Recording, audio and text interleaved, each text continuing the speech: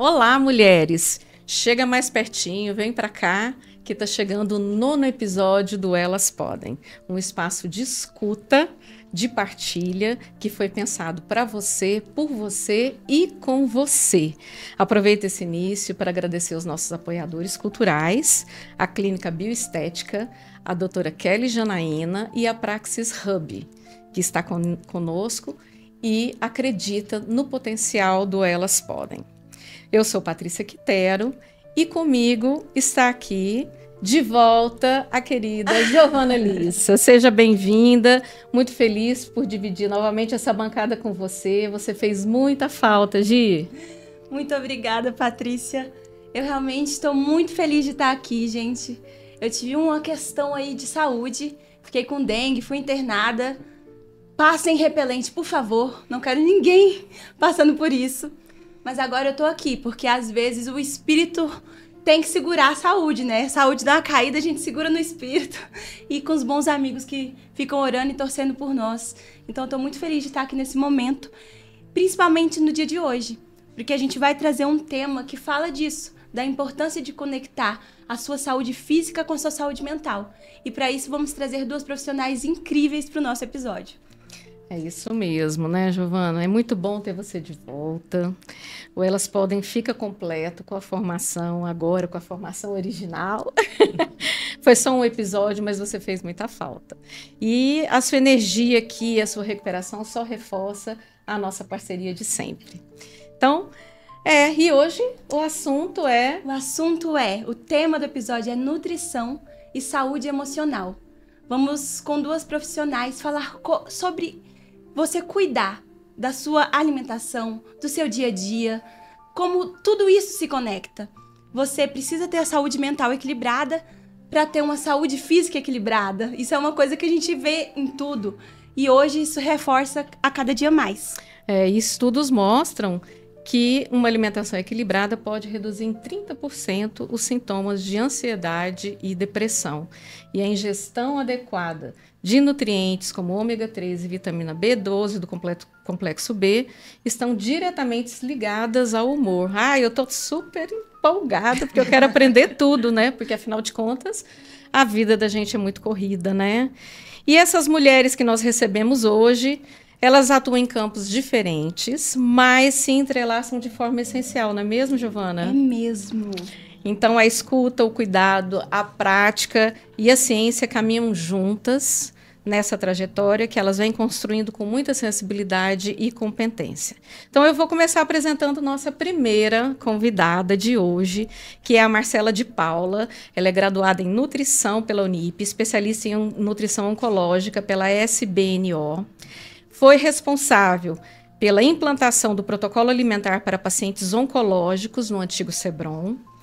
É fundador e CEO do Meeting de Nutrição e Oncologia, que é o maior evento de nutrição do Centro-Oeste, que está chegando à sua 4ª edição agora em 2025. Daqui a pouquinho nós vamos falar mais sobre ele. E reúne centenas de profissionais da saúde que estão em conexões, que se unem para transformar a nutrição oncológica. Já fiquei sabendo que Roberta Carbonari está confirmada e mais um time de mulheres incríveis que vão estar lá no dia 16 e 17 de agosto. Seja muito bem-vinda. Obrigada, menina. Obrigada pelo convite. Falar um tema essencial, né? De extrema importância e que deveria ser leve, né? Que nada mais é a alimentação. E a alimentação ela tem o poder de entregar carinho, amor, lembranças, né? Recordações. Então, estou muito feliz de estar aqui nesse time com vocês. Obrigada. Ok. Que alegria te receber aqui. E para completar a nossa mesa, a gente tem uma outra convidada muito especial. É a Camila Paiva. Ela é psicóloga formada pela PUC Goiás. Ela é pós-graduada, mestre em psicologia pela Universidade Federal de Goiás. Tem certificado pelo Instituto Internacional de Coaching. Camila também tem 17 anos de experiência com gestão de pessoas e ela é professora de cursos de formação executiva. Além disso, ela é especialista em gestão empresarial e desenvolve trabalhos em ciência e legislação do trabalho, sua pós. Em 2020, ela levou 2 empresas ao ranking da GPTW e é coautora do livro RH na Veia, um guia de boas práticas em recursos humanos. Gente, obrigada pelo convite. É uma honra estar aqui com vocês, ao lado da Marcela, com Patrícia, com Giovana e com todo mundo que está ouvindo a gente hoje. E importante demais a gente falar sobre saúde mental e nutrição, né? Inclusive porque a saúde mental nos nutre. Então, e a nutrição também nutre a saúde mental. Então, acho que a gente tem um bom diálogo pela frente. É um grande desafio, né? É um grande desafio e é um desafio de todas as mulheres, né? Não é fácil cuidar da mente, do espírito, estar bem, porque, na verdade, o mercado, a família, nos exige muito todos os dias, né? E os nossos compromissos nos exigem muito, né? São muitos papéis e muitas demandas para dar conta, né? Especialmente na posição de mulher. Então, a gente percebe que existe um acúmulo de cargas e que isso traz aí uma consequência e a gente percebe um aumento no número do adoecimento das mulheres, não é por menos. É realmente pelo acúmulo de demandas e de responsabilidades que a gente assume nesse contexto. É verdade, meninas. E já que a gente está falando sobre essa conexão, que é o elo que une o tema desse episódio, gostaria de saber o que vocês pensam, o que vocês têm vivenciado dentro dos dois campos profissionais sobre a saúde integral da mulher. Essa saúde que leva em consideração, seja na psicologia, seja na nutrição, aspectos sociais, considera aspectos econômicos e considera o emocional, além da saúde física. Então, queremos saber sobre esse tema tão amplo, né, que dá pra gente conversar por horas, mas uma visão inicial. Pensando no lado da alimentação, hoje, não só as mulheres, mas em especial as mulheres, a gente usa muito a alimentação como válvula de escape. Porque a gente se colocou numa posição de extrema importância, relevantes, só que ao mesmo tempo a gente não conseguiu se preparar emocionalmente. E aí vem a cobrança do corpo, né, do cuidado do filho, da casa, do trabalho, olhar para uma empresa tamanha como ela faz, a Camila, e conseguir controlar o lado emocional das pessoas. Por muitas das vezes a gente até consegue controlar, sabotando a alimentação. A verdade é essa. Ou seja, não tem controle, porque a alimentação, como você disse aqui quando a gente abriu, ela previne demência, ela previne depressão, ela previne ansiedade. E hoje a gente está aí na escala no Brasil, número 1 de uso de ansiolíticos. Então a gente já entende que sobrepeso e obesidade existe no Brasil justamente por conta do estado emocional, que não anda junto. Perfeito, né? Marcela, acho que foi uma excelente colocação. E a gente vem percebendo um aumento nos estudos dessa correlação do uso de ultraprocessados com a ansiedade, com a depressão, né? Então, eu vi um estudo que apontou que o indicado seria um consumo de até 20% de ultraprocessados, e a gente sabe que hoje a gente consome bem mais. Então, a gente considera ultraprocessado, me corrija se eu estiver falando besteira, tudo aquilo que tem rótulo é ultraprocessado, né? Então, o nosso consumo é muito maior. E a gente tem um acúmulo de cargas. Enquanto mulheres, como a Marcela muito bem falou, nós somos cobradas pelo corpo, pelos filhos, pela educação, pelo cuidado com os pais, pelo trabalho na empresa, para ter tempo para a gente enquanto mulher, e é o skincare, enfim, são muitas demandas para dar conta, o que realmente eleva muito o nosso nível de ansiedade, porque a ansiedade nada mais é do que uma preocupação de dar conta, de fazer com que tudo saia como tem que sair. E a gente vive um momento de muitas fórmulas do que a gente tem que fazer. E aí esse sentimento de que, a gente não está dando conta de tudo que tem que dar, gera uma sensação de insuficiência, de incapacidade. Isso aumenta a ansiedade e isso aumenta o desejo de ter um prazer. E o prazer mais imediato, muitas vezes, é na alimentação, né? E eu acho que tem também uma outra questão que a gente não pode deixar de falar, como mulher que está acima do peso e que luta por isso há muito tempo, né? A gente tem muitas variáveis que interferem na questão do sobrepeso. Então, hoje, por exemplo, a gente vê nas redes muitas pessoas compartilhando, eliminei 10 quilos, tenho força de vontade. A gente sabe que não é só por essa via. Muitas pessoas estão utilizando o Ozempic, Mounjaro, colocando o chip da beleza e postando nas redes que basta ter disciplina. Obesidade é uma doença séria. O organismo ele é movido para levar a pessoa novamente para o maior peso que ela já esteve um dia. E aí, se a gente não trata todas as variáveis que interferem no processo do sobrepeso, a tendência é que a obesidade ela tenha um impacto menor do que a autocobrança da pessoa, que vai se sentir incompetente, incapaz, insuficiente, inadequada. Você falou uma coisa muito interessante, né, que é a questão das comidas de conforto, né, que a gente chama de comidas de conforto, que são aquelas comidas ultraprocessadas, que são as mais práticas e que acabam sendo a saída, né, o escape para aquela coisa. Se você tem 3 coisas para fazer e das 3 simultaneamente dá para você trabalhar, tipo, eu vou resolver com a comida aqui rapidinho, né? Ou pedir um iFood, alguma coisa rápida para chegar e para resolver essa questão familiar, né? Que muitas vezes é familiar, né? Não é você. A mulher tem isso, né? De cozinhar para a família. Então, ela tem que resolver a família inteira. Então, é cultural, né? É cultural isso. Cultural. Então, muitas vezes, essa comida que nem sempre é a feita em casa, não é aquela salada, não é aquilo, né? E aí a gente acaba ficando cada vez mais com peso na consciência de, olha, nossa, por que eu comi macarrão? Só porque o macarrão foi mais fácil de fazer? Mas, eu tenho muito isso, né? Mas falar sobre alimentação e restrições alimentares não é que gera compulsão alimentar, mas pode ser um dos gatilhos para trazer esse transtorno para perto. Porque o que acontece? É cultural a alimentação. Quando a gente entrega um alimento para o filho, provavelmente é aquele alimento que a sua mãe te entregou lá atrás. Então, além de entregar um alimento para nutrir, você entrega conforto, né? Você entrega lembranças, memórias, aquele bolo de chocolate, cenoura que tinha um cheirinho, ou a bolacha que sentia um... É tudo conforto isso que você entrega. E neste momento, a gente tem que entender que não é só sobre conforto. São os lados hormonais que também estão ativados ali, né? A dopamina, a serotonina. São os hormônios do prazer que a gente entrega para essa criança. E logo, existe uma dependência disso. Porque além de trazer afeto, essa criança entende que ela come aquele alimento e imediatamente ela satisfaz com aquilo, porque entrega prazer. É a liberação de dopamina. E a dopamina, por muitas das vezes, ela é essencial. Mas em excesso, ela começa a ultrapassar a barreira que eu falo que é a válvula de escape, que é usar o alimento para trazer conforto. E o alimento, ele foi feito para nutrir e não para te entregar conforto. Porque logo, quando você olha no espelho, você não gosta do que você está vendo. Exatamente. Do seu corpo. Quando as minhas pacientes falam, Marcela, eu preciso emagrecer pelo menos 4 quilos, porque quando eu olho no espelho, eu não gosto da roupa que eu estou usando, ou aquele braço, aquela gordura me incomoda. Então, o que você está fazendo para mudar isso? Porque não é só fazer dieta. Porque a dieta ela pode até reduzir 2 a 3 quilos na balança. Mas isso não é sobre peso, é sobre emocional.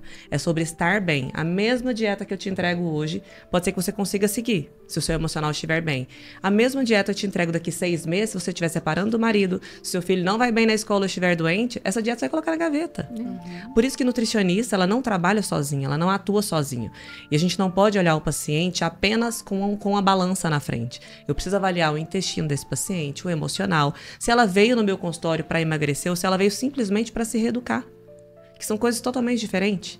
Tem pacientes que chegam no consultório, nutricionista, que eu atuo muito com nutricionista, elas falam, Marcela, o paciente nunca mais voltou, já coloquei ela na bioimpedância. Mas ela te pediu para ir para a bioimpedância? Ela queria saber o percentual de gordura dela? Ou ela queria que você ensinasse o básico para ela, que é a reeducação alimentar?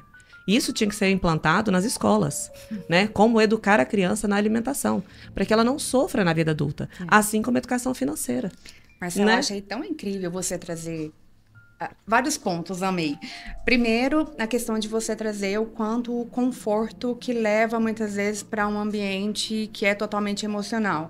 Então, de repente, você está passando por um momento muito delicado da vida, que aquele bolo de cenoura lembra aquele momento confortável que você se sentia seguro, e aí a tendência é, quero o bolo de cenoura, né? E aí vem uma tela mental, já vem o bolo de cenoura e o cheiro dele, e aí se quer o bolo de cenoura, né? Que a gente chama de fome emocional. Exato. E acho que um outro aspecto muito importante que você trouxe é justamente do quanto a gente precisa trazer essa educação desde cedo na escola. Porque também a gente está falando de hábitos, também a gente está falando de consciência do que é certo e do que não é saudável. Sim. E a gente ainda está muito longe, né, de uma educação que traga consciência. Eu falei isso em outra gravação que a gente fez, e isso deu uma repercutida, sabe? As pessoas ficaram um pouco indignadas, onde eu falei assim, se o seu filho não tem dinheiro para pagar uma nutricionista, não leve ele a nutricionista, vá você. Porque se ele não tem dinheiro para ir na nutricionista, o que ele está comendo dentro de casa que você está levando para ele? Afinal de contas, a reeducação alimentar começa na base. Começa com os pais ensinando, educando. E isso deu uma repercutida, mas na verdade a ideia não era atacar as nutricionistas, nem tirar essa nutrição do mercado. Pelo contrário, é começar a colocar um alerta nos pais, onde, opa, tá tudo certo, meu filho está com um problema emocional, ele está comendo errado, eu já enxerguei isso, eu entendi, e como eu posso começar o trabalho? Pelos pais, e não pelas crianças, pelos pais. Concordo, né? Isso, É o reflexo, né? Quem tem criança em casa sabe exatamente, né? Eu me recordo, né? Meu filho hoje está com 20 anos, mas eu me recordo dele criança, naquela ansiedade de comer doce e tudo mais. E aí eu também já tive problema de obesidade, né? Eu sou bariátrica, né? E lá em casa todo mundo sempre foi todo gordinho, né? Hoje a gente, após a bariátrica, mudou um pouco esses hábitos, mas a gente ainda permanece com alguns. E essa questão do doce à noite é uma loucura, né? E ele também tinha essa compulsão, e ele era pequeno, e eu falava, mas tá errado esse menino comer doce à noite. Aí eu pensei, gente, como assim? Se a gente come doce à noite, por que ele não comeria? Então, é todo mundo mudar o comportamento, tá certo? Todos nós passamos por esse momento de conforto, né? De receber um alimento, entregar um alimento para entregar conforto. Porque é difícil sair da zona de conforto. Né? É difícil tirar aquele paciente daquele momento, porque todo mundo fala assim, mas dieta é fechar a boca. Não, não é. Dieta é muito difícil, é um dos protocolos mais difíceis que tem. Por isso o Brasil está com obesidade, sobrepeso. É difícil porque você tira o paciente da zona de conforto. E quando você tira esse paciente da zona de conforto, você deixa de entregar aquele alimento que trazia saciedade, carinho, enfim, prazer. Você começa a mostrar para ele que existem outros meios de prazer, que não a alimentação. Só que isso leva um tempo. E a psicóloga precisa estar junto. Senão... Marcela, você falou uma coisa muito pertinente que eu acho que vai se conectar com a área da Camila também. A questão da dopamina e do vício em dopamina nessa juventude. Eu tô aqui também, eu acho que todo mundo, a gente tem as telas que são uma fonte de dopamina quase inesgotável e produção de conteúdo constante, e você tá...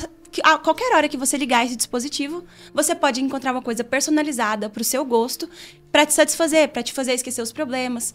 Isso, com as crianças, gostaria de saber se tem alguma relação. Porque os números, os dados estatísticos mostram um aumento grande de crianças obesas no Brasil.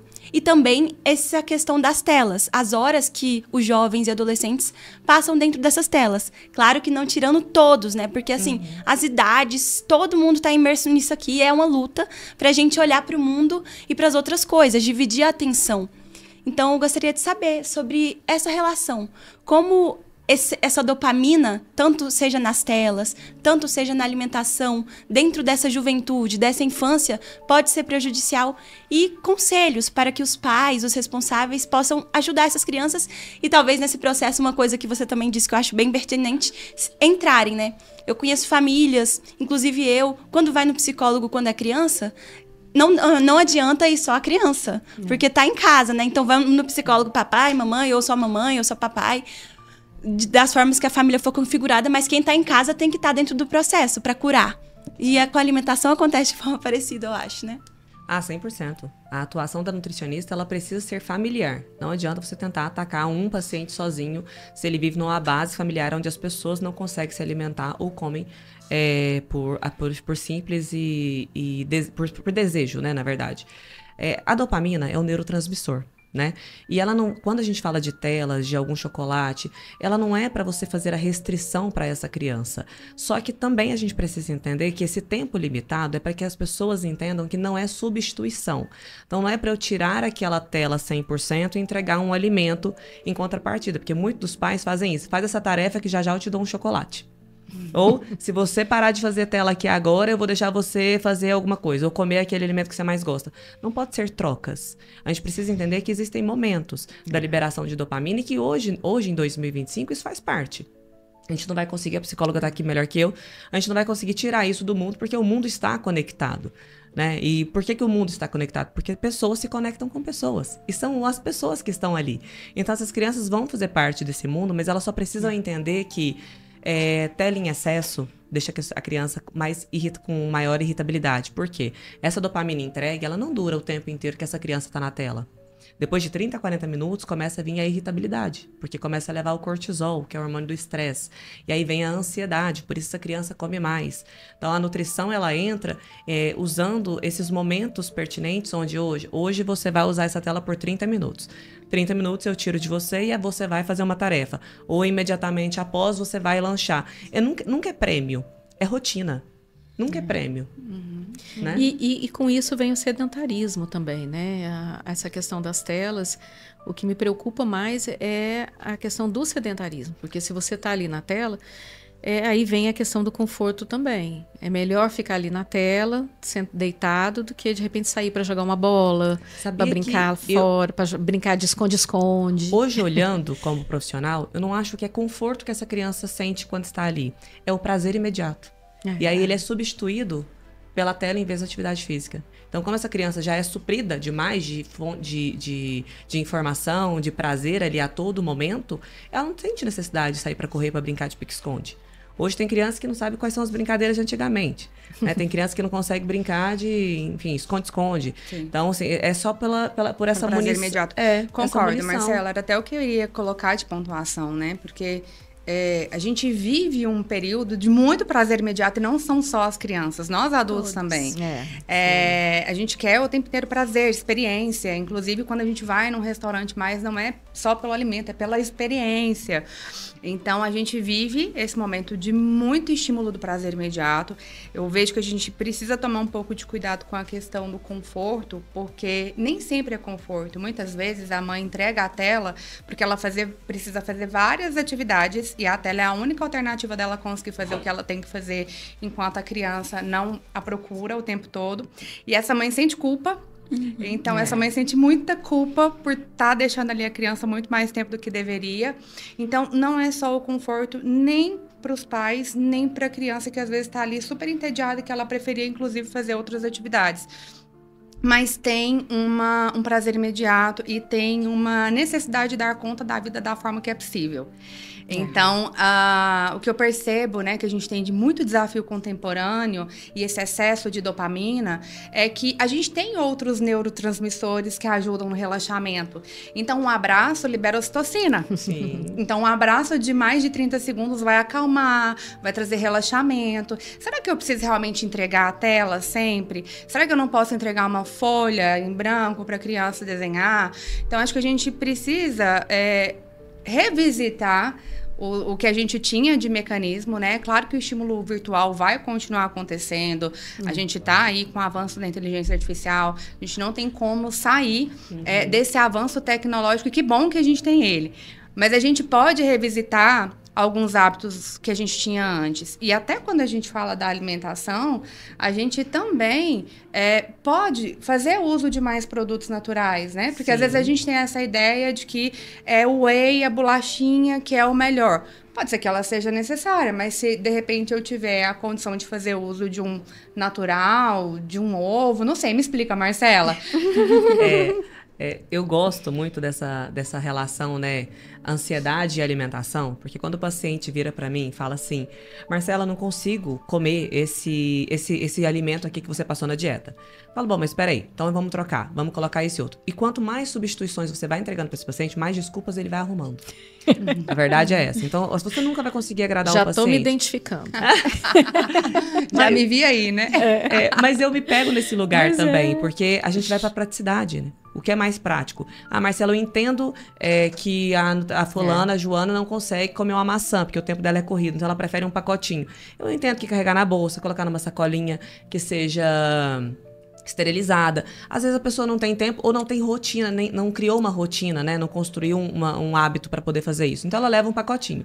Tá tudo bem naquele momento. Mas, eu sempre pergunto para os meus pacientes, e se a gente fosse tratar uma doença? Será que a visão dessa alimentação rápida, fast food, vamos colocar num pacotinho aqui que é mais prático, será que essa visão iria permanecer? Ou será que nessa hora o paciente ia entender que a nutrição é por amor e não pela dor?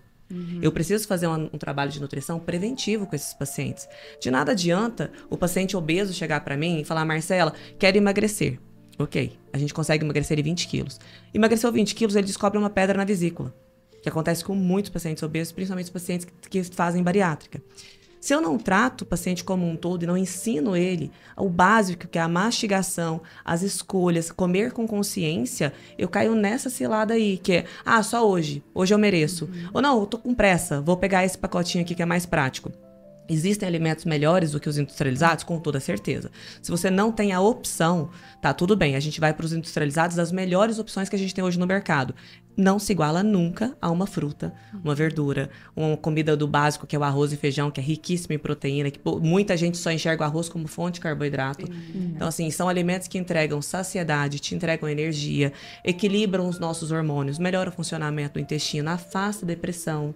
Então, a nutrição, ela é muito mais para esse olhar de autocuidado e prevenção, que é pelo amor, do que a gente atuar com o paciente doente. O paciente doente, a gente não consegue fazer essas trocas, essas manipulações. Eu vou atacando sempre nos efeitos, nos sintomas que esse paciente sente naquele momento. Aí a nutrição vai ajudando esse paciente a terminar aquele processo de doença que ele está vivendo. Mas a nutrição, ela não é para isso. Ela é para prevenir doenças. Você falou uma coisa muito interessante, que é a questão de comer comida de verdade, né? Eu falo que é comer comida de verdade. Comida de verdade é aquilo que a gente descasca, que a gente faz, que a gente consome, seja cru ou cozido, e que a gente faz em casa. E aí eu queria falar de uma outra questão. Não apenas, eu acho que a importância não apenas de comer comida de verdade, mas de ter um horário de refeição e principalmente sentar à mesa e ter esse hábito de sentar à mesa, nem que seja uma vez por dia, né? Porque às vezes a gente sabe que 2 vezes é bem complicado, mas pelo menos no almoço ou no jantar, ter esse hábito, né, Camila? Porque eu acho que é a ideia de ter o entendimento de que as pessoas vão sentar, vão comer, ali é um momento de se alimentar, de agradecer, enfim, né? E eu acho que isso é importante também, porque aí vai para o emocional, né? Muitíssimo, Patrícia. Ótima colocação. Primeiro, porque quando a gente senta e está em família para se alimentar, a gente tem o vínculo, o afeto, a companhia, a emoção positiva, né? A socialização, a habilidade social. Então, é um momento de partilha que quando a gente, às vezes, pede a comida separada no iFood, não vai ter, vai chegar, você vai se alimentar rápido, cada um no seu canto. Então, a gente perde em socialização. O hábito, ele é muito importante para a gente conseguir fazer mudanças, né? Então, se a gente segue uma rotina, a chance da gente seguir é muito maior do que se cada dia for de um jeito. O planejamento, que você muito bem falou, né, Marcela? Então, já entender como é que eu vou me alimentar durante a semana, o que eu preciso preparar antes, tudo isso contribui para que algo que precise ser feito seja realizado. E de maneira geral, né, quando a gente fala das telas e dessa importância de sentar com atenção, a gente está falando da atenção plena. Uma técnica muito utilizada na psicologia é o mindfulness, né? Então, tem como a gente fazer de diferentes formas, mas eu gosto muito de fazer com o alimento, eu imagino que você deva utilizar, né, Marcela? Sim. Que é realizar a experiência de beber ou de comer algo prestando atenção o que está fazendo, né? Então, é realmente avaliar esse recipiente, sentir o cheiro, tomar com calma, perceber a água caindo na boca, depois, ao engolir, qual foi a sensação, refrescou. Depois que a gente termina prestando atenção em cada ponto, a gente percebe que a percepção foi muito maior e a sensação também. Então, quando a gente faz cada atividade prestando atenção no que está sendo feito, além da gente sentir mais prazer, portanto, ter menos necessidade de ter outras formas de prazer, a gente entende e escuta mais rapidamente a saciedade. Porque se eu tô aqui, ó, na TV e comendo, né? Ou me distraindo e me alimentando, a chance de ingerir muito mais do que é preciso é muito maior. Nossa. Que a gente não presta atenção, né? Vai comendo. Na verdade, as sinapses neurais, elas só respondem à saciedade depois de 10 minutos que você está mastigando. Enquanto você só engole aquele alimento, você não chega na sua saciedade. Se você não chega na sua saciedade, logo você vai comer mais, né? E a ideia é essa mesmo. Então, e a gente não tem 2 controladores de fome e sede. A gente só tem o hipotálamo, onde ele aciona fome e sede ao mesmo tempo. Por isso que muitas das pessoas falam, Marcela, eu acho que eu tô com fome. E na verdade era sede, né? Exatamente. Já aconteceu muito a comigo. fome, ela é física. Você vai sentir que você está com fome. Quando você acha que você está com fome, provavelmente você está com sede. As papilas vão desidratando, né? E quando você começa a ter o ressecamento da saliva, você já está num quadro de desidratação. Ali já é o cérebro te avisando que você precisava ter bebido água há muito tempo atrás. Essa questão da água é importante. Aí as pessoas falam assim, Meu nossa, Deus. mas eu não senti isso. Fala, mas e aquele momento que você achou que você estava com fome? Por que Perfeito. não beber um copo d'água antes? Eu sei que na rotina, no dia a dia, É. parece que a nutricionista é chata, né? Falando isso. Ai, bebe água. Ai, Mas bebe é água a primeiro. verdade. Mas é fato, se você começa a fazer isso, por isso que todo mundo fala, água emagrece. Não é que ele emagrece, é porque ela regula, né, o intestino, ela regula a fome, ela começa a te ajudar na grelina e na leptina, que são 2 sensores que eu falo, de extrema importância. E que muitos dos pacientes não têm. O obeso, ele não tem essa pausa, estou satisfeito ou eu preciso de alimento. Ele simplesmente come por emoção. Marcela, você falou uma coisa que foi muito forte e incrível assim na minha cabeça. Logo no começo você colocou que o importante da nutrição é ser preventiva. Ela vai tratar a saúde de forma preventiva. E assim, eu estive doente e quando você está com dengue, essa doença específica, qual que é seu remédio? Você só pode tomar dipirona e mais nada, pra dor. Você tem que, o seu remédio é tomar muita, muita, muita água, tomar soro e continuar se alimentando. E você se alimentando das coisas mais básicas, que é, como a Patrícia disse, esse PF, esse prato brasileiro, arroz, feijão, uma salada. O mais simples de tudo é o que te cura. É o básico. Então, as enfermeiras até achavam engraçado, porque eu não ficava sem comer. Mas é desde pequena, isso ensinou quando eu era criança. Porque minha mãe falava assim, filha, se você estiver doente e você não se alimentar bem, você não vai sarar. E eu não gosto de ficar doente, Toda não. mãe fala isso. Porque eu sou enérgica, eu gosto de estar bem. Quando a gente fica parada, primeiro que esse mundo cheio de cobranças, eu acho que isso também entra na psicologia, eu me sentia super mal por estar doente. E ter coisas pra fazer e não estar fazendo. E eu sei que não é justo, né? E naquele momento todas as enfermeiras falavam, você precisa se concentrar agora só na sua recuperação, só na sua saúde. A cabeça tava tudo. O TCC que tá atrasando, as reportagens, Cobrança, a Patrícia né? tá lá sozinha no podcast. E como? Tudo vinha na minha cabeça, eu falava, tem que focar nisso. E eu sempre comia, porque nem doente eu nunca fiquei sem comer. Por isso, mas é a memória afetiva da minha mãe. Ela fazia uma sopinha, ela tinha esse cuidado de sempre que tava doente. Eu falo, gente, colo de mãe é bom pra sempre. Eu acho que eu posso ter quantos anos que for. Minha mãe até fala assim, eu quero te ver independente. Ela sempre me incentiva. Minha família é de mulheres muito fortes nesse sentido, que se capacitaram. Mas eu sempre vou ter conforto nesse lugar de você estar mal e você ter o cuidado. Quando você precisa de tratar a saúde, seja uma obesidade, um transtorno de imagem, uma ansiedade. Qual que é a importância dessa rede de apoio? Porque eu acho que pra mim faz toda a diferença. E pra vocês nas suas áreas? Bom, é fundamental, né? A rede de apoio, o relacionamento tem uma importância muito significativa para que a gente esteja bem. Primeiro, porque é muito ruim quando a gente lida com o sentimento de desamparo. Quando a gente sente que a gente chegou no nosso limite de até onde a gente dá conta, se a gente não tiver ninguém para contar, a gente vai sentir vontade de desistir, né? Então, primeira coisa, né? As relações são muito importantes para a saúde mental. A gente tem vários estudos realizados em Harvard que demonstram que a qualidade de vida, a felicidade está diretamente relacionada à qualidade dessas relações. Portanto, se a gente tem boas relações, a gente vive melhor e a gente tem mais saúde. E aí eu acho que dá até para trazer um aspecto relacionado à obesidade, que existem alguns novos estudos comprovando que a cobrança pelo corpo perfeito é mais adoecedora do que a própria obesidade. Portanto, uma pessoa magra, com corpo escultural, que se sente muito pressionada pelo corpo, pode estar muito mais adoecida do que uma pessoa que está acima do peso. E aí, isso diz da qualidade das relações, né? Porque não é só da relação que eu convivo, mas se eu tenho uma posição que me coloca em destaque, que eu sou julgado o tempo todo, que as mídias estão o tempo todo dizendo que eu faço o que é certo, o que é errado, isso tende a gerar um adoecimento muito forte.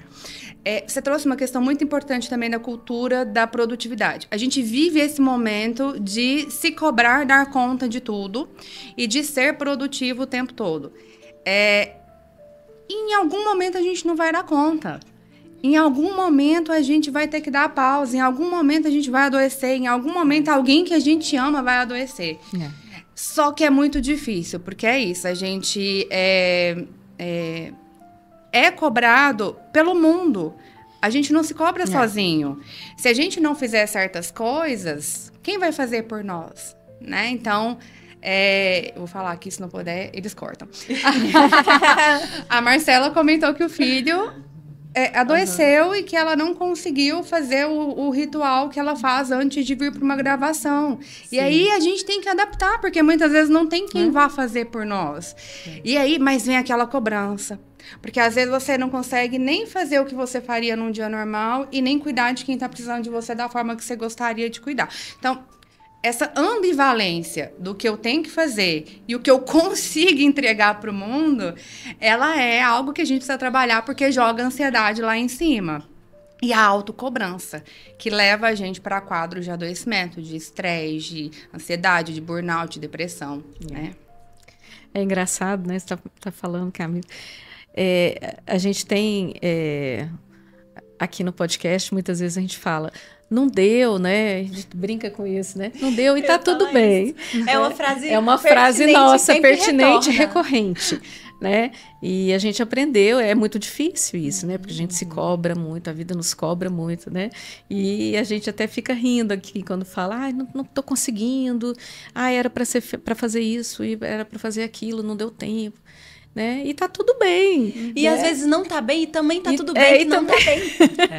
E eu acho que essa é a coisa mais difícil. Mas é difícil. É muito, né? é um muito exercício. Difícil. Eu acho que essa questão e essa cobrança e essa questão do trabalho, do autoconhecimento, né? E ele é muito, muito forte, tem batido muito forte em mim ultimamente, né? Eu tenho passado por muitas alterações. E eu acompanho um podcast maravilhoso, né, que vocês devem conhecer, que é o da Natália, que é o Pra Dar Nome às Coisas. E eu estava esses dias indo para casa e eu gosto de ouvi-lo no carro, né? Que é aquele momento que você está ali dirigindo e pensando e escutando. E aí eu achei tão interessante que ela falou nesse episódio, num determinado ponto do episódio, ela pegou e falou assim... Olha, eu acho que eu preciso agendar uma reunião comigo mesmo. E eu achei muito engraçado, porque justamente é isso, né? Tem horas que a gente tem que agendar uma reunião consigo mesmo e dizer, olha, e aí? E aí eu preciso discutir comigo alguns pontos.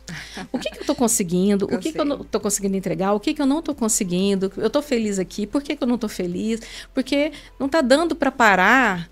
e analisar entre um compromisso e outro. Então, eu vou ter que agendar uma reunião comigo mesmo e me respeitar, porque eu tenho que me colocar como prioridade. E isso me bateu muito forte. Sim. Né? Porque quanto a gente não abre mão de si para cuidar do outro, né? Então, especialmente nós mulheres. Especialmente as mulheres, né? Porque cedo. é cultural. Então, a gente tem aquela coisa de, olha, eu tenho que trabalhar fora, mas eu tenho também que cuidar do almoço como é que vai ser o almoço, ou se eu não for cuidar, alguém tem que cuidar, né? Às vezes não é você diretamente que cuida, mas você tem algo que demandar isso para alguém e levar a menina na escola, e horário de escola, e é um carro só para a família, porque isso é uma situação que muitas vezes, né? A gente passa no dia a dia, como é que vai fazer para distribuir o carro, quem leva quem, onde não... Então, assim, são mil coisas. Então, eu acho que tem hora que... Aí eu achei engraçado quando ela falou que precisava marcar uma reunião com ela mesma. E eu preciso marcar uma reunião comigo, assim, de pelo menos uns 15 minutos para eu poder entender tudo isso. E eu achei muito legal. Sabe o que eu aprendi com isso? A importância de colocar nós, né, num patamar elevado. Essa relevância, essa importância, quem nos dá somos nós mesmos. Exatamente. Né? Pela nossa própria cobrança. Eu tinha uma paciente que ela falava assim pra mim, hoje eu quero emagrecer só 2 quilos. Eu falava, mas por quê? Não, porque quando eu levanto, eu vou pra praia, quando eu levanto, tirar a canga, eu fico muito desconfortável porque tem uma gordurinha que me incomoda. E eu ficava, bom, vamos lá, tentar trabalhar 2 quilos, porque foi o que ela pediu, então a gente atende o que o paciente quer. E no meio da consulta, ela falando, eu levo a paciente sempre para frente do espelho para me mostrar o que incomoda, porque realmente para entender se existe um transtorno ali, né? Uma distorção de imagem ou se ela realmente precisa. E todas as vezes que eu levava ela no espelho, ela achava um defeito. Todas as vezes, todas as vezes. Por fim, eu sentei ela na cadeira e falei, vem cá, vamos conversar um pouquinho? Será mesmo que quando você levanta e tira a canga, será que de 10 pessoas que estão ali conversando, socializando, as 10 param para poder olhar você levantar?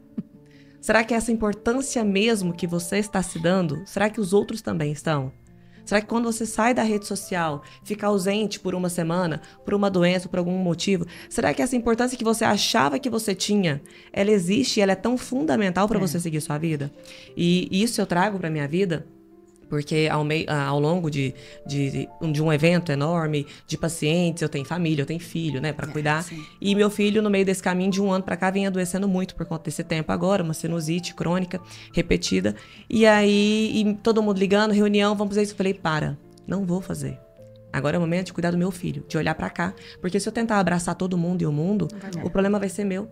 E eu vou gente adoecer adoece? junto. Uhum. Né? Perfeito. E a gente vai entendendo que essa importância, ela tem um limite, né? Que a vida anda em paralelo. Eu tenho o meu trabalho, mas eu também tenho minha família. E que tudo, se a gente conseguir equilibrar, anda bem, inclusive a alimentação. E é nessa hora que o menino tá no hospital, internado, ou em casa, ou você tá tentando fazer uma dieta para emagrecer, é nessa hora que você tem que colocar o pé no chão e entender o porquê que você quer emagrecer. É por você ou pelos outros, né? Eu achei tão incrível isso que você colocou, porque muitas vezes a gente entra numa busca que nunca vai chegar ao fim. Primeiro é eliminar 1 quilo, depois é definir, depois... E aí chega num caminho que nunca está satisfeito, né? Não tem volta. Não tem volta. Então, é muito importante a gente entender realmente o que está por trás. Porque, de repente, eu estou incomodada com os 2 quilos, com a gordurinha aqui, ou é com uma celulite. Mas aí você entra num caminho sem volta que nunca nada tá bom. E aí... a gente entra na questão da autoestima, né? Porque a autoestima está muito além da questão do peso. Sim. Como a gente se vê, de que forma a gente reconhece o nosso valor enquanto mulher, profissionalmente, para além dos defeitos que a gente enxerga na gente. Então, e as qualidades? A gente consegue enxergar? A gente consegue usar as nossas virtudes? Porque às vezes a gente entra sempre nesse caminho de cobrar a gente pelo que a gente não tem, pelo que poderia ser diferente. Mas e o que a gente tem? E o que a gente tem de bom e o que a gente tem de bonito, a gente precisa olhar mais para isso. É sempre mais difícil falar bem da gente, né? Saber o que é bom na gente. Ai, um defeito seu, 10. Uma qualidade. Aí a gente fica.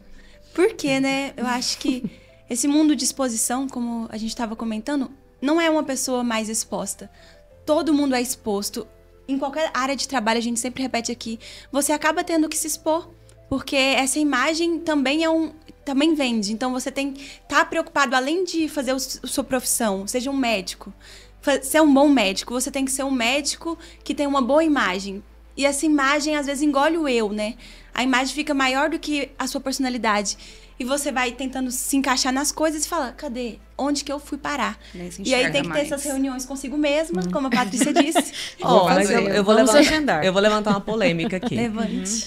Olha só, né? Não sei nem por que eu tô fazendo isso. Porque a gente gosta de polêmica. Porque a gente tá na exposição e a gente vai expor coisas interessantes pra você. Exato. A ideia é a cobrança, né? O julgamento dos outros. Mas na profissão de nutricionista, por exemplo, realmente é muito difícil uma nutricionista ser bem-sucedida na carreira se ela tiver sobrepeso e obesidade e atuar com pacientes que querem emagrecer.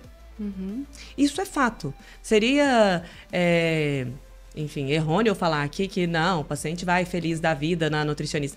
Não vai. Se é uma nutricionista oncológica, se é uma nutricionista bariátrica, se é uma nutricionista para diabetes, na área clínica, tá tudo certo. O paciente vai e confia, né, cegamente naquela nutricionista. Mas se é uma nutricionista para emagrecimento, entra a questão da autoestima, que começa com ela. Porque tudo que ela fala, tudo que ela prega... É o espelho. Exatamente, é o que o paciente precisa enxergar para ele poder se motivar. Sim. Quando você vai num personal... Se é um personal que não tá com corpo com músculo, não precisa ser nem músculo, mas não tá tudo no lugar certo, você olha e fala, pô, mas tá me mandando eu correr 10 minutos aqui na esteira, eu tô quase morrendo, e você, né? Isso gera uma incoerência, né? Exatamente, também. o pensamento é esse. Então a gente também tem que ir pro lado da realidade, né? Eu dou mentoria para algumas nutricionistas que estão vindo pro mercado e algumas com sobrepeso. E quando eu chamo elas na realidade, eu falo, olha, ok, mas qual área você quer atuar? Porque se for emagrecimento, não faça seu posicionamento de imagem assim. Não faça, porque a gente vende a nossa imagem. Exatamente. Né? Depois o conteúdo. Tanto que a rede social tá aí para provar. Você faz um conteúdo maravilhoso de 10 minutos ou 1 hora, ninguém assiste. A retenção é pequena. Você faz um conteúdo de 30 segundos, a retenção sobe lá em cima. E, de repente, algo que nem é tão interessante, tão fundamentado, algo até bobo e faz um sucesso, né? Exatamente. Eu acho que... E é por isso que existe a cobrança da mulher. Né? Ela quer entrar no mercado de trabalho, ela quer se restabelecer, ela quer ser bem sucedida. E tem toda a cobrança do corpo por trás. Porque nós, mulheres... julgamos e nós julgamos. Sim. Nós olhamos para o outro Sim. com esse olhar, né? Com um olhar mais crítico. Se eu quero emagrecer, eu vou no nutricionista mais magrinha.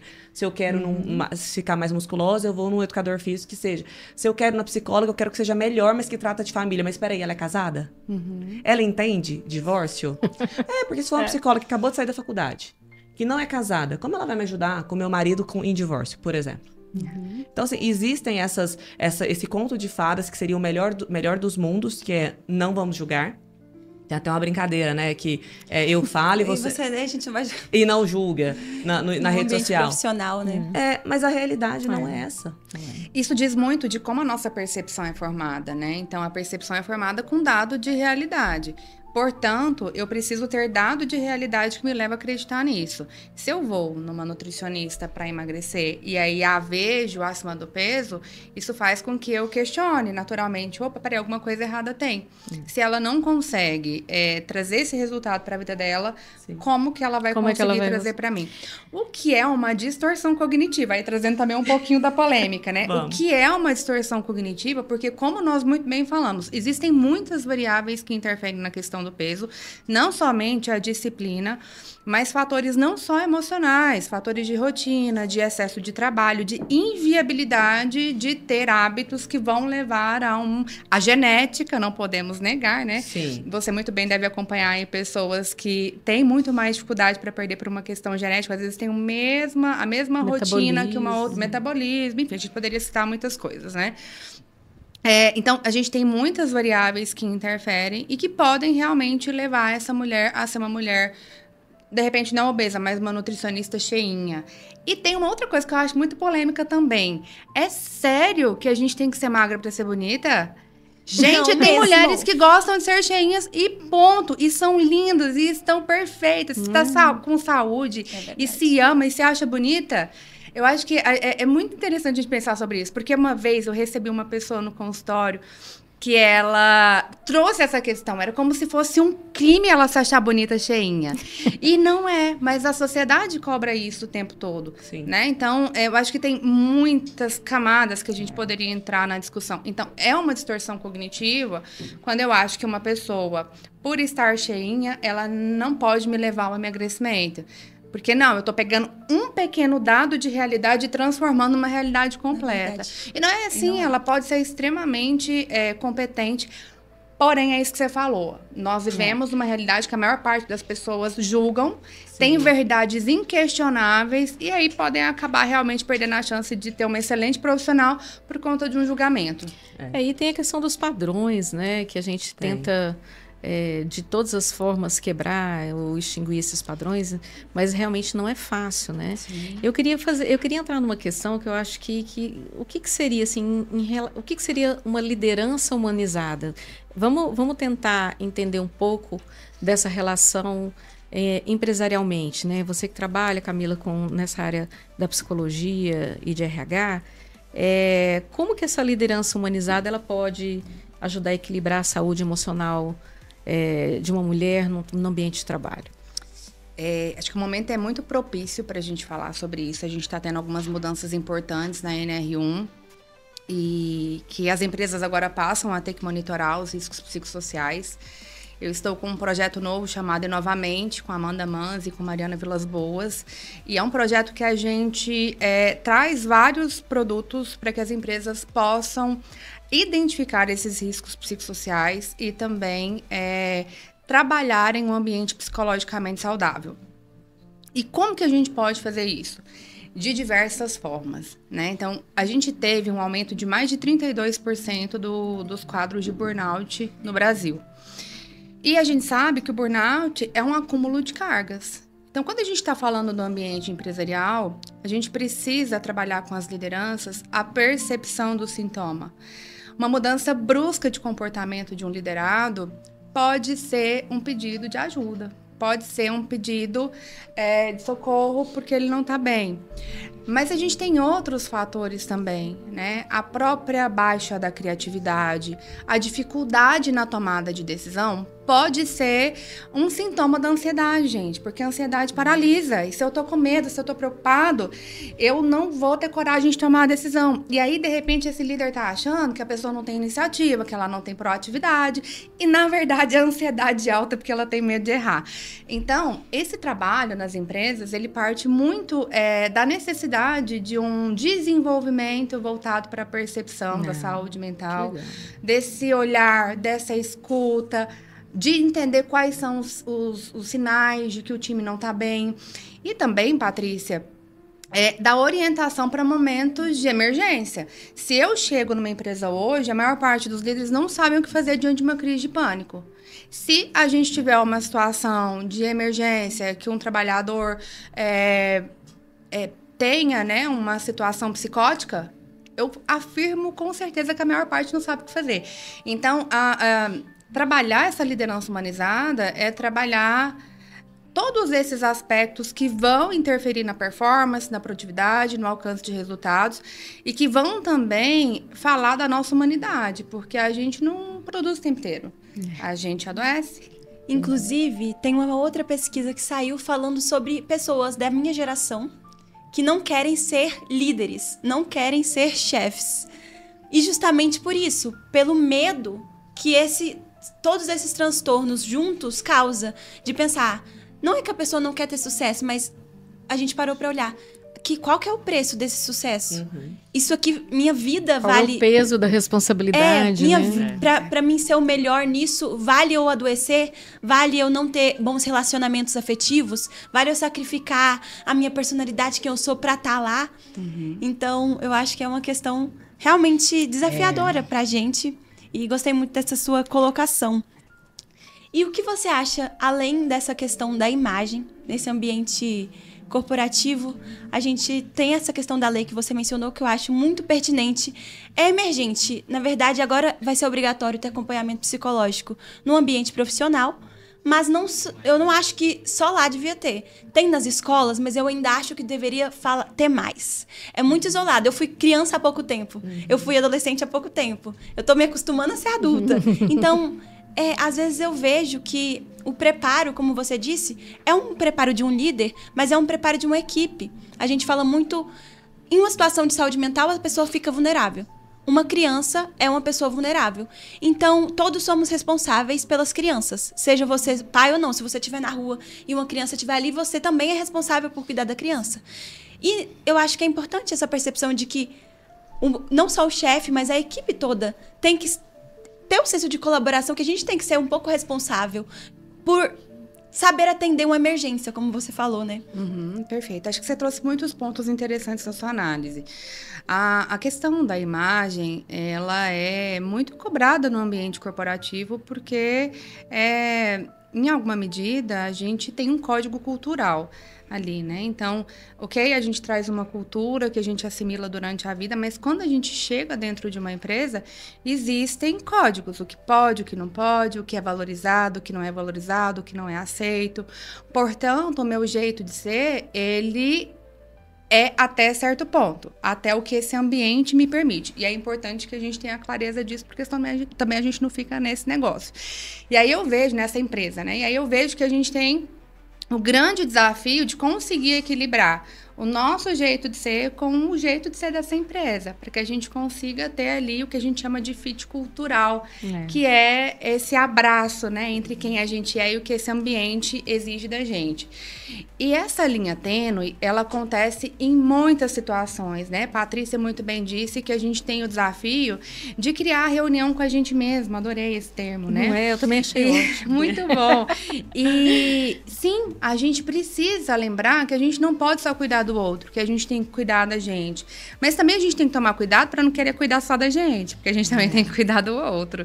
Senão também a gente vai para uma linha de individualismo, de egoísmo, e as nossas relações vão ficando empobrecidas.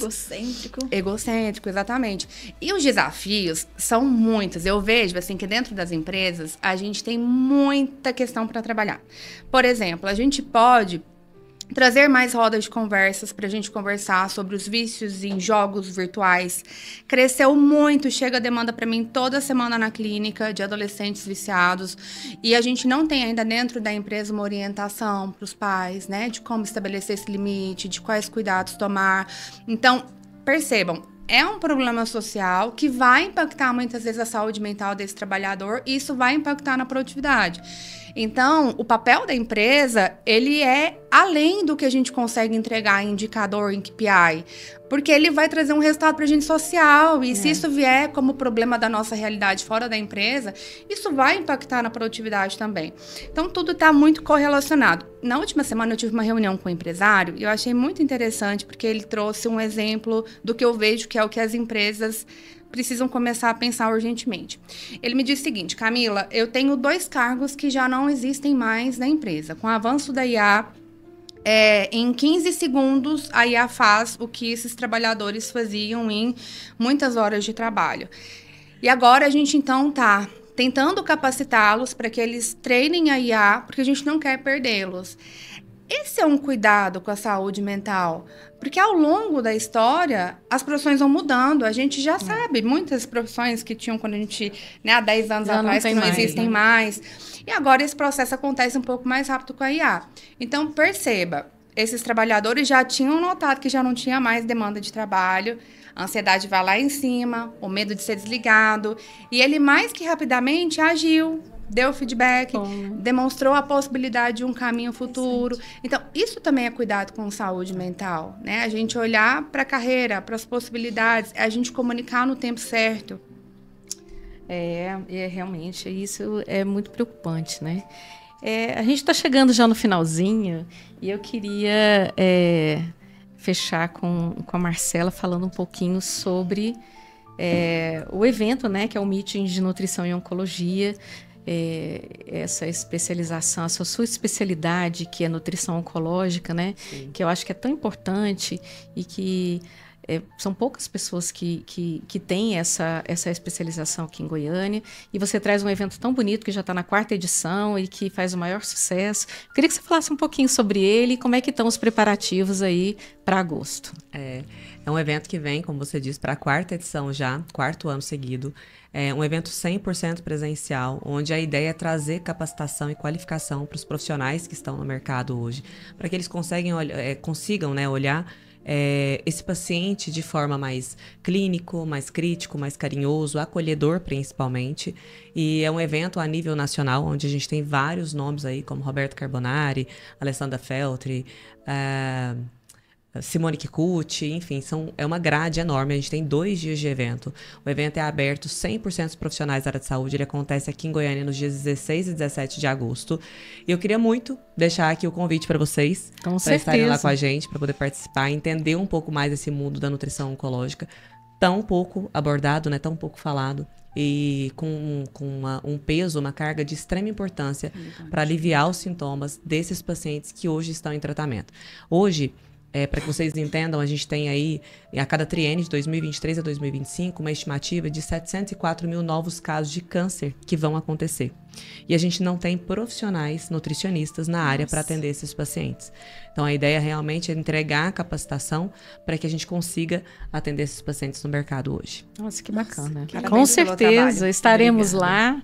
Ou elas vai estar lá com certeza. Com certeza, vamos também colocar nas redes o cronograma para vocês acompanharem e participarem dessa experiência, porque com certeza é um momento muito sensível, né? A gente falou aqui de saúde mental, e é um tema, o tempo já tá acabando. A Patrícia me cutucou. Nossa! E eu pensei, eu queria tanto falar mais disso. Eu queria falar muito. E ela cutucou e eu tô aqui. Mas, bem brevemente, sobre esse aspecto, né, da oncologia, a gente está falando de vulnerabilidade. Tem uma autora chamada Brené Brown, que fala muito sobre a vulnerabilidade e é um dos momentos mais frágeis da nossa vida, quando a saúde ela chega numa limitação, como no caso de um câncer. Então, tem uma frase que diz que a diferença entre o veneno e a dose, né? Exatamente. Então, acho que também a gente pensar a saúde para além do momento que a gente está passando, a gente ter a oportunidade de conhecer esse momento de fragilidade que é de outras mulheres, mas que pode ser nosso em algum momento, traz aprendizagem, né, para a vida. E muito, assim, o que eu mais sinto falta, nós, né, do evento, do Meeting de Nutrição e Oncologia, que a gente mais sente falta, é realmente isso. Ter esses profissionais qualificados, mas principalmente esses profissionais com esse caráter acolhedor, né? Esse olhar, humanizar essa consulta, não olhar simplesmente para o peso, sobrepeso e obesidade, olhar para o paciente como um todo, entregar realmente carinho para aquele paciente durante a fase mais difícil, e não só para o paciente, mas para os familiares também, que passam por isso, sofrem, porque é um processo que acontece. Eu falo que o processo oncológico, o paciente com câncer, ele passa por diversas fases, até chegar na fase paliativa ou da sobrevida. Só que quando o paciente termina esse tratamento, que foi tão agressivo, que mexeu tanto com a parte emocional, ele ainda assim precisa da nutrição, da psicologia, de toda a equipe multidisciplinar, para ele continuar sendo assistido, para que ele consiga ter uma saúde mental adequada para ele conseguir continuar vivendo. Enfim, né? Nutrição e saúde emocional em equilíbrio, né? Seja para prevenção, seja para cuidado, né? Eu acho que o importante é que essas mulheres se cuidem, né? E esse é o nosso objetivo aqui. Eu gostei muito do nosso bate-papo, aprendi bastante hoje, né? Muito, e eu queria aprender mais, mas não dá tempo, gente. Mas teremos outras oportunidades. Quem sabe vocês voltam, né, meninas? Teremos outras oportunidades. Eu acho que é importante, o importante é manter o canal aberto, né? E sempre valorizar esse momento de partilha, esse momento de escuta. Né? Então, eu queria muito, muito, muito agradecer a vocês de estarem conosco aqui hoje, falando sobre nutrição e saúde emocional. E a vocês, meninas, que nos escutam, queria agradecer mais uma vez. Estamos finalizando o nosso 9º episódio e dizer que logo, logo já estaremos com ele no ar. Tá? Aguardem que vai ser bem bacana. Queria agradecer mais uma vez o apoio dos nossos apoiadores, que é a Praxis Hub, e a Bioestética, a Clínica Bioestética, que vai dar para as nossas convidadas. Eu não sei exatamente o que é, ela não soube me dizer o que é, mas depois vai chegar para vocês aí umas massagens, umas coisas bem bacanas. Emoção positiva é excelente para a saúde mental, emoção positiva. Então pode ficar tranquilo que vai chegar aí coisa boa. A doutora Kelly Janaína, estive com ela hoje, ela mandou um abraço para vocês, falou que não ia poder estar aqui hoje, mas que ela vai mandar um voucher de uma coisa bem bacana, assim, uma massagem bem legal para vocês. Obrigada. Tá, muito obrigada pela presença. E eu tô muito, muito feliz de poder estar aqui nesse momento de aprendizado, porque para mim eu acho que isso é o máximo. Estar aprendendo e se construindo. Eu sou muito nova ainda, tenho muita coisa para caminhar, mas eu sei que estando aqui eu aprendo muito. Então por isso que quando não estava semana passada, eu fiquei com dor no coração, no sentido de compartilhar. Porque eu acho que a gente falou muito sobre cuidado, e o cuidado com si e o cuidado com o outro. Talvez cuidar seja uma palavra essencial aqui. Seja na alimentação, seja na saúde mental, a gente precisa cuidar de si, mas também precisa cuidar do outro e entender que, às vezes, para a gente progredir, precisamos estar juntos, né? Então, muito obrigada por estarem juntas aqui hoje. Meninas. Eu que agradeço muito o convite, falar com vocês aqui, trocar essa experiência, né? Partilhar disso aqui é muito gratificante, porque a gente sai com o coração quentinho, né? Tranquilo, indo para casa. Então, obrigada por esse bate-papo e estou sempre à disposição. Obrigada também, uma oportunidade maravilhosa estar com mulheres inteligentes, agradáveis, que apoiam umas às outras, né? E espero o próximo convite. Com certeza, porque afinal de contas elas podem. Elas podem, tchim-tchim. Tchim-tchim. Elas podem e a gente pode. Juntas podemos muito mais.